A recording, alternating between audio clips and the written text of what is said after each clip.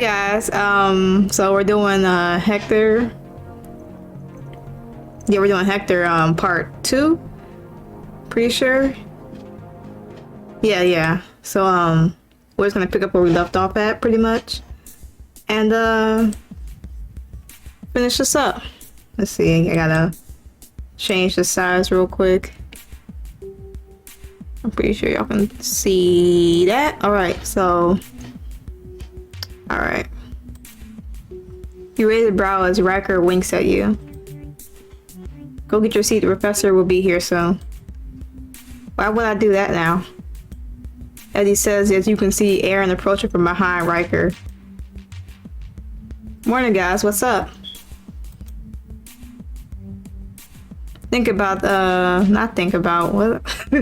Things are about to get interesting. Hey Aaron. Morning, okay, that's Aaron's Ryker, yeah. What's Ryker talking about? Nothing as per usual. Isn't that right, Ryker? You're no fun, Hector. So fortunate. As Ryker goes to his seat, you wonder what is going through his mind as you follow him with your eyes, superstitiously. You shrug and turn to Aaron, who is still standing. What was that all about? I got my cat in my lap, so... Jeez. Right here. So. I don't know.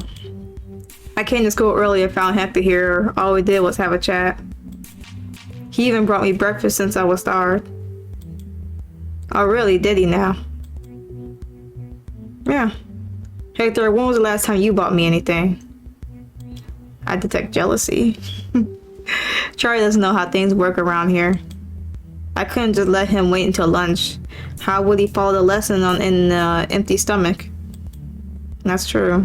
I can't do anything right when I'm like crazy hungry. Alright, I'll give you that. Charlie, how about you have a spot of lunch with me later? There's a nice cafe not far from school. Before you can answer, Hector jumps in.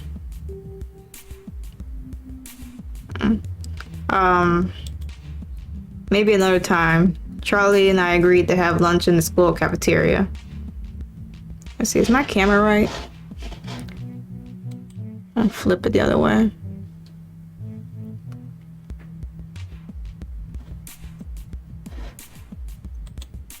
There we go. Upon hearing this unexpected update in your lunch plans, you swivel over to look at Hector. Wait, did we? Isn't that right, Charlie? Sure. See, when people do things like that, they throw unexpected like plans like, oh yeah, we're doing this. Sometimes I'm slow to follow that, so this is, I totally like understand that. Maybe some other time then. Yeah. Aaron takes a seat and soon after Professor enters the classroom. Why are you looking at me so hard? No. You poke Hector on the shoulder to grab his attention. Why'd you tell Aaron I already had plans with you? You can see his face turning red as he starts rubbing the top of his head. Sorry. I just thought we could have spent more time together. Unless you don't want to. I mean, I do. But was the lie really necessary? I didn't have any say in it either. Look, I'm sorry. If I didn't chime in, he would have dragged you with him, even if you said no. My brother is stubborn, you have no idea. He might be stubborn, but you sounded jealous. See, like I pointed out, jealousy. Right, okay. Well, we better pay attention. The lesson's about to start. Yeah, you know, I wonder, like, what would a human be learning in a class then where he's like the only human? Like, there's no humans, just him. Like, what would they be learning about, like, time when humans existed? More so? I don't know. This revolves around pheromones. You find it interesting and don't miss the opportunity to raise your hand or something you don't understand. Does this affect relationships amongst beastmen? That's a very good question, Charlie. In fact, it does. This is the reason why there's sniffing involved when we are romantically interested in someone else. Pheromones are so subtle they can only be picked up when in close proximity. I'll have to have a serious chat with Ryker. Yeah, I think he's playing games or something. Something's going up with that. Thanks for explaining, Professor. You're most welcome. As the lesson goes on, you make sure to take as many notes as possible. You don't miss the chance to glance at Hector every now and then. Why do I keep looking at him? What if? No, I can't possibly have a crush on the polar bear. You shake your head and keep listening to the lesson. Psst. Alright, bye, cat. What is it, Aaron? Are you positive you don't want to go to the cafe? It's a great little place and it'd be my treat. Let's see. Something in my ear. So I'm bare. There was no exaggeration. Thank you, but I already have plans with your brother today. Aaron, pay attention to the lesson. Fine. Lesson ends and you notice that your stomach feels completely empty. It's finally over. I'm starting to feel hungry again. Yes, I'm starving too. Hector says that while rubbing his prominent belly. Do you know what's on the menu today? Before Hector can give you an answer, Ryker appears in front of your desk. Bear meat. Bear meat. Bear meat? There's bear on the menu for today. What? A grin spread wide on his face. You feel your own getting warm. Why do you always have to eavesdrop? Hey, I can't help it. I was only 5 feet away. You should know felines have excellent hearing. You could also mind you. You look him dead in the eyes, unimpressed. Chill, I was only joking. You must know today's menu is grilled chicken with a side of asparagus and... What is that? I read on the board before coming to class. I'm going to the cafe on my own, apparently. I'll come with you. Ack, you don't have to. Oh, but I insist. You see Ryker pulling on Aaron's arm and dragging him out of the classroom. Your hand goes on your mouth as you try to hold in a laugh. Well, I probably have an idea as to what's going on in their heads. At the same time, I don't. Anyways, let's go have lunch. Alright. You gather your stuff and leave the classroom with Hector. You look around trying to find seats, but the cafeteria is packed. The place looks busier than yesterday. Yeah, it's the same amount of beastmen. There's always a couple seats available at the back. You follow him around and sure enough, he finds free seats. Spot it. You'll get used to it eventually. It'll become second nature. Alright. You both take your seats and start putting food on your plates. Some beastmen glance at you, clearly bothered by your presence there. You pay no mind to it and shrug it off. Exactly. Haters gonna hate. This is really good. I agree, I need to be careful if I don't want to get any bigger. You pass his belly and you see his ears lowering. I don't think he needs to worry about that. He looks pretty good to me. Hector, you're fine the way you are. You think so? This big belly makes me a bit self-conscious. You pat a hand on his shoulder, gently pat on it. I don't see anything wrong with your belly. But if it makes you feel bad, you could always hit the gym. Dang, you just called him fat. I guess I could. Maybe you could join me if I did. I don't feel motivated going on my own. Yeah, it's a hard thing about going to the gym. Honestly. Wouldn't Aaron join if you asked him? Hector rubs the back of his neck and stares at his full plate. Hope he didn't take it as me refusing to go. I'm happy to join you though. Suddenly Hector perks up and beams at you with his big blue eyes. His smile's wide. You feel your heart melting a little. Thank you, Charlie. It'll be good for both of us. You grin from ear to ear and pat his shoulder. Yeah, it will be. Your conversation is interrupted by Bear now standing right behind you. Hector, do you know where Aaron is? The bear is towering above you and you can't help but notice his stature. Hector puts his fork down and turns to look at him. Sorry, Trevor. I'm not a babysitter. To that you chuckle. Trevor glares at you and he crosses his arms on his chest. What are you laughing at? You should chill, dude. Nothing. I'm just trying to enjoy my meal. You shift your attention to your plate and start eating. I'd be like, dude, we can take this outside if you want to go. Like, I'm scared of no bear. Why do you even sit next to it, Hector?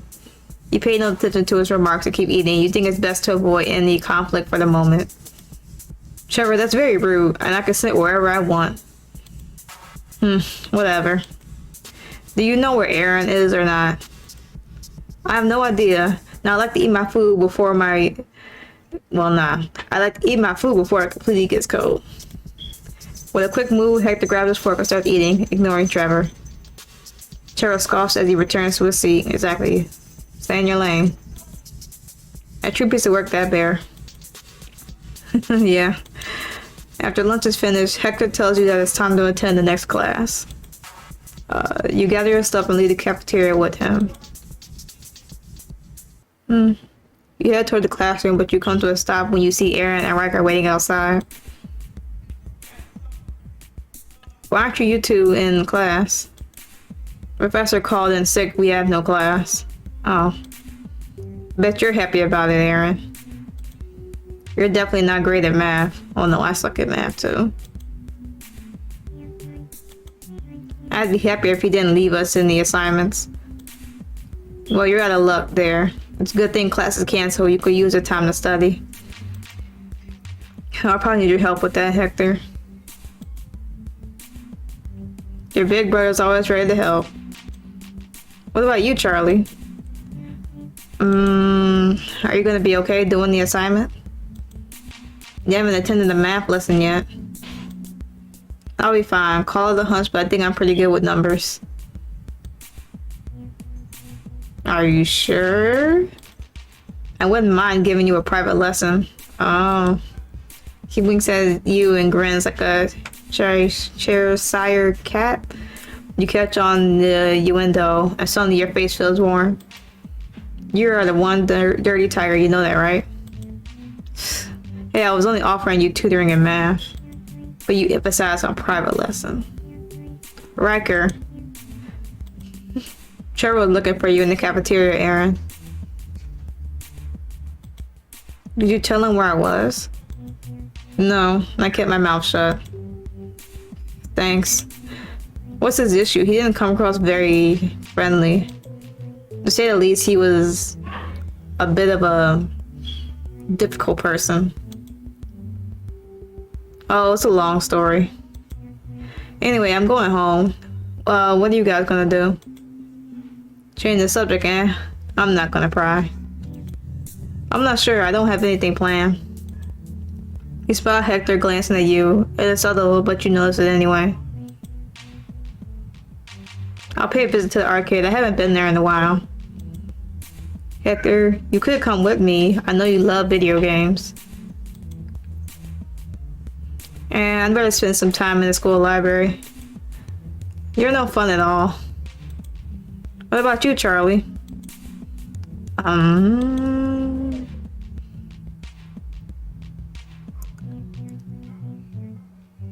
curious about this whole Hector thing, so we'll join him. I like to see the school library. Maybe there are some books about humans I can read. You can catch Hector smiling from the corner of your eye. There's a few in the library. I could help you find them. Oh, thanks. I really like that. That sounds boring. That sounds boring. I'd help, but I feel out of sorts. Maybe next time. Okay, I'm off. See y'all around. Ryker waves his hand and leaves. Aaron strokes his neck and exhales. I'm leaving too. Hope you find some clues in the library. Hope that too. Aaron smiles and leaves. Alright. You're left with Hector, who is rubbing his hands together. He's acting a bit stressed. I wonder what he's thinking. Are we going? Yes, follow me. Hector leads you down the school corridor towards an extremely tall and brass gladded door. He pushes it open for you to enter the library. The library is a vast, multi-floor space with floors and ceilings, bookshelves. You imagine that the seemingly endless aisles must address every imaginable category, including a section on humans. Here we are. It's not much, but it's a start. Not much. This place is humongous. Yeah, the library in the town center is way bigger. I love libraries. Like, I love reading. That's like one of my favorite things to do in my spare time is, like, besides video games, it's reading. Or I watch it like my shows. Oh, we can start here. Maybe one day we can go to the other library. Sure, I like that. I mean, we can do that. Oh, here's the section you're looking for. That takes you further inside, where you see a sign saying Human Civilization and Culture. So this is it? I don't see many books here at all. I did warn you about this. We have very little information on you and about your kind. Most of these books are fiction. But you never know, it might help you remember something. Why not give it a try? True. You pass your fingers through your hair while going through the titles. I don't know. As you said, most of these books are fiction. Hector pushes you from behind and reaches the books above your head. You now realize there are some perks to being shorter than most beastmen. His body begins to graze your backside and neck as he starts looking through the book titles. I know, but it's a starting point, right? Here, let's see. The Color of Violet, The Handmaid's Story, The Queen of Evils. Do any of these ring a bell? All you think about is his body pressing against your back, and you don't pay attention to what he's saying. Charlie? Upon hearing that, you snap out of it and step forward, almost falling over in the process. No, don't ring a bell. There must be something. As he keeps looking, you try to regain your focus on your objective and wander about, finding some tables and chairs. They're all empty except one. You see a familiar wolf engrossed in reading a book. You try to get closer, and once you are only a few steps away, you recognize him as being a hunter. Oh, that's the wolf's name. Oh, Hunter, right? The wolf glares at you and puts his index finger on his lips. Instantly shush. Wow, okay, rude. You raise your brows and cross your arms. Seriously, man, I'm just saying hello. Sorry, I'm hungry. This is why I just want to fucking move.